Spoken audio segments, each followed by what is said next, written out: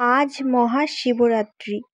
ভারতবর্ষের হিন্দু ধর্মের মেয়েরা কিন্তু খুব ঘটা করে এই শিবরাত্রি পালন করে। বিশেষ করে যারা অবিবাহিত মেয়েরা তারা ভালো মানে এটা প্রচলিত কথা, ভালো স্বামী পাওয়ার জন্য নাকি শিবরাত্রি পালন করে। তো যাই হোক, আমি কিন্তু বিয়ের আগে থেকে কখনো শিবরাত্রি পালন করিনি, উপবাস করিনি। শিবরাত্রির দিন নিরামিষ খেয়ে বাড়িতেই আমার ছোট্ট শিবলিঙ্গে জল ঢেলে আমি শিবরাত্রি পালন করি। তো মনের ভক্তি বড় ভক্তি, তাই না?